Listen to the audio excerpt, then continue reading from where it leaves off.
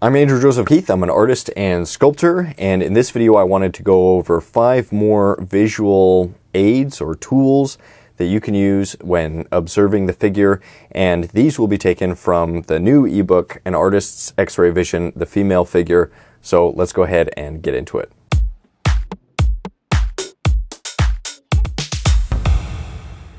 So what I'm trying to do is to find little known or what I feel like are under talked about concepts in art and share those with you guys.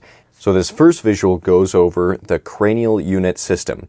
Now most artists are familiar with the head unit system, where you take a head measurement from the top of the head to the bottom of the chin, and then the figure is something like 7 heads tall on average. We see that as a canon of proportion. So you use this canon of proportion to say, well, this area of the body is about this many head units.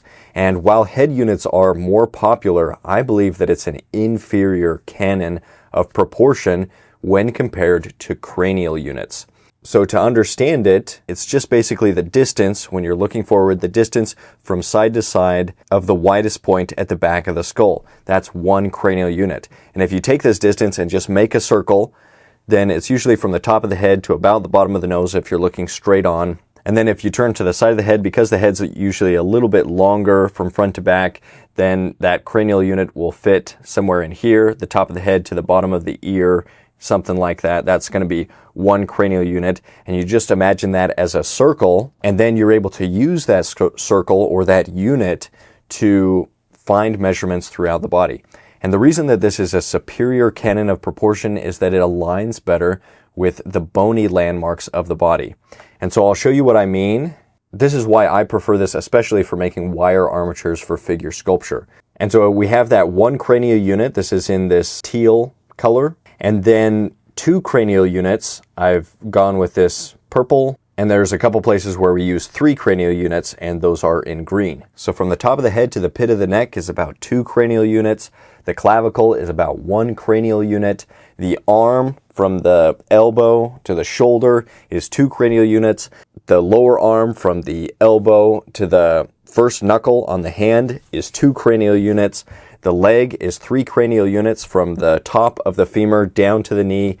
The bottom leg is 3 cranial units from the knee down to the ground level, so including the bottom of the foot. The width of the pelvis is usually around 2 units. And then from the pit of the neck down to where the femur begins is about 3.5 cranial units. From the pit of the neck down to the bottom of the rib cage, or the 10th rib, is about 2 cranial units. So for me, this is just a lot cleaner of a way of checking the proportions of the body. As a sculptor, I use measuring the proportions of the body a lot more than if you're drawing, because foreshortening in drawing, if you're looking at it straight on, you'll be able to refer to those units, but if it's closer to the person or if it's foreshortened, then the units don't make as much of a difference. But when you're sculpting, you're working in 3D, and so that's really helpful, especially building out wire armatures that serve as an internal measuring system if you've laid out the bony structures of the body in an accurate way where all of those measurements are correct. I really feel like it's underused among artists. It's way superior to the head unit system. So hopefully you'll get familiar with it. And then if you want to learn how to build wire armatures using this system, there's a video on the Proco 3D YouTube channel that goes over my method for building wire armatures using this canon of proportion, the cranial unit measuring system. Okay, that one took a little bit, but I think it's worth it. So let's go on to the next visual. So in this book, I tried to have each color be a different lens through which you're viewing the figure. And what I tried to do as much as I could was use green for the primary gesture that I see in the figure, and use yellow for the secondary gestures that connect elements of the figure, that connect parts of the body. And so, for example, in this pose where this person's swooping back, there's kind of a gesture that connects the entire body from the feet to the hands, kind of a curved gesture. But then if we were going to break that pose up into some secondary gestures, then there's this nice back and forth zigzagging rhythm that goes through the body. And that's what I mean about primary gesture. Like if you could connect the body with one C curve, or with one S curve, or with one straight line or a J curve or something like that. If one line could give you information about what's happening with the figure as a whole or part of the figure, then that's the primary gesture. And then there's going to be secondary gestures in other parts of the figure. And looking for these S curves, these C curves, it's a really helpful way of making more dynamic poses, more dynamic figures. And so that's one of the lenses that I found really valuable. Next, let's look at this image. These are the fat pads of the face. This is another concept that I feel is under talked about. I just did a video talking about the fat pads in general, but just quickly, there's 3 fat pads, 1 in the middle of the forehead, 2 on the side, 2 on the sides of the eyes, 1 in the upper part above the upper eyelid, 1 just below the lower eyelid where the bags of the eyes are. There's 1 on the cheek that's kind of a triangular shape, just below the eye socket. On the outside corner of the bottom of the eye socket, there's the fat pad that travels from just above the nostrils down towards the corners of the mouth. And then that rhythm continues to another fat pad on the sides of the mouth, and then those jowls that travel down and kind of tuck under the chin. There's 1 in the middle of the cheek, middle cheek fat pad, and then there's a fat pad that runs from above the ear and then down along the back of the jawline. There's a fat pad for the chin and a fat pad under the chin where you get that double chin.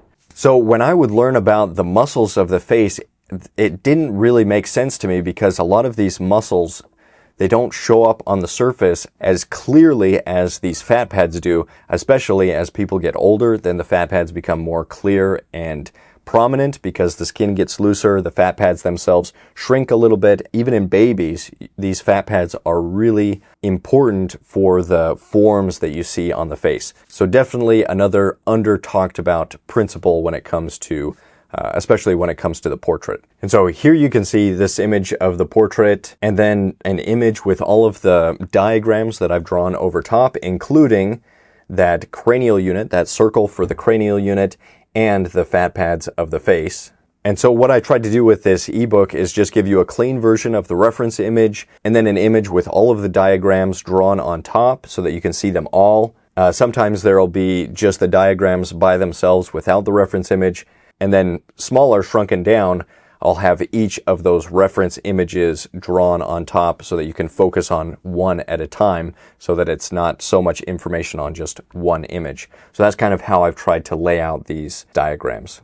Now let's look at the ear, because the ear is really tricky. It's one of those things that's difficult to understand just because there's so much going on. But a simplification that I found really valuable, and this is one that you've probably heard some variation of, and that's question mark YU. Or some people put CYU, but I think a question mark gets the point across a little bit better. So the question mark is the part of the ear, the helix that wraps all the way around the ear. It starts kind of in the inner ear and then wraps around to the bottom. And then inside of that question mark, there's a Y. I believe it's the antihelix, though it's been a while since I've gone over this anatomy of the ear. But the simplification is more important than the anatomy. So there's that Y inside of the ear that kind of splits at what I believe is called the crura of the antihelix, and then comes down. And then there's a little U shape at the ear notch right there. And then in the middle of the ear from top to bottom is the ear canal that these features are built around. So question mark YU. If you can remember that, then you'll be able to remember the forms of the ear a little bit better. It'll be a little bit easier. I really liked doing a twice life size ear study sculpture. That was a really fun assignment for the portrait sculpting course.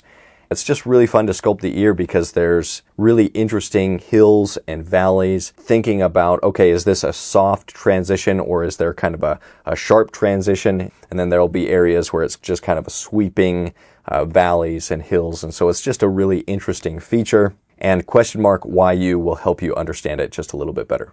The last thing I want to go over has to do with the back and the scapula or the shoulder blade. The shoulders and the back muscles are really complicated. It's definitely a less understood anatomical area especially when compared to the front of the torso, the chest. But the back is a really interesting part of the figure, and it shouldn't be neglected. The scapula can be simplified into kind of a zigzag shape that starts at the top of the shoulder up here, and it kind of goes directly back. There's just a little section that goes back, and then it zigs towards the center of the back or towards the spine, and then zags down. And so if you can just draw in this little zigzag to say, oh, okay, here's the scapula, here's the bony feature where all of the muscles move around.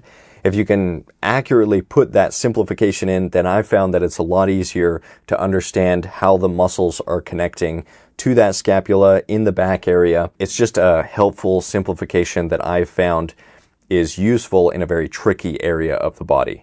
The ebook and Artist's X-Ray Vision, the female figure, is available, so I hope you'll consider purchasing it. It really helps me out as an artist. It's under $10, and when I see that there's interest, when there's people that purchase these types of things, then it is more motivating to do more similar projects. And so people have talked about doing one for different ages, you know, children, babies to adulthood, and how the proportions change and the face changes. And so that's something that might be coming in the future if there's enough interest. So I hope you'll purchase this one. If you haven't purchased the one on the male figure, then you might also find that to be useful. And links to both of those will be in the description below. Thank you to anybody that purchases those. It really means a lot to me and helps me out as I try to provide for my family as an artist. So thank you very much. As always, I hope that you can stay creative, stay productive, and I'll see you in the next video.